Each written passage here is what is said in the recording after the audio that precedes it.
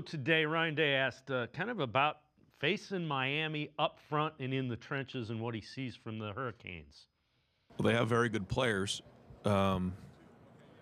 Certainly, when you look at their length, their size, big and strong and powerful, and they've done a really good job of recruiting and adapting to, the new structure of college football. And, they do a good job of coaching them. And, you can see as the season's gone on, they've gotten better. And we know it's going to be a great challenge for, both sides of the football. So, Stephen, you wrote an article, Ohio State could be on upset alert because of some players that the Hurricanes have. Yeah. Take us through that article and guys that Ohio State fans need to be aware of that will be playing for the Canes. Yeah, it starts up front with Ruben Bain and Mesidor, their two defensive ends.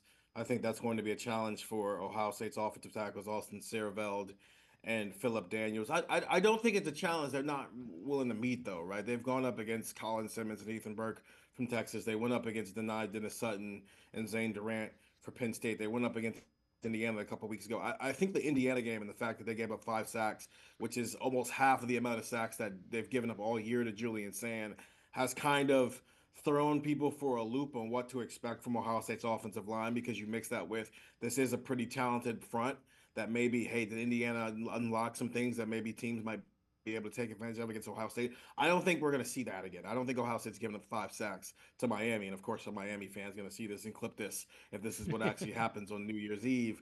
But I think that's where it starts, right? If Ohio State can keep Julian Sand upright and execute in the passing game, it's going to be hard for Miami to slow things down. While offensively, Miami's offense essentially flows through two people. It's Mark Fletcher, who once upon a time was an Ohio State commit before he flipped back to Miami and did stay home, unlike Jeremiah Smith. And then wide receiver Malachi Toney, the true freshman wide receiver, who's kind of do everything back for them. He's thrown a touchdown. He's run for a touchdown.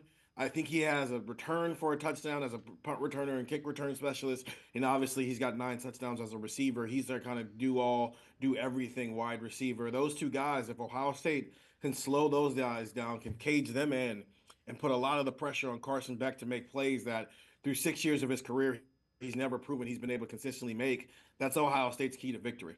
Now, the Canes do have a really good offensive lineman that Browns fans want to pay attention to because he's projected to be somewhere in the first round. Yeah, Francis Moragoa, I believe is how you say his last name. One of the better offensive. This is actually a pretty talented offensive line class for the NFL draft, at least at the tackle position. And that's the guy that Kenyatta Jackson and Caden Curry are going to spend the night dealing with.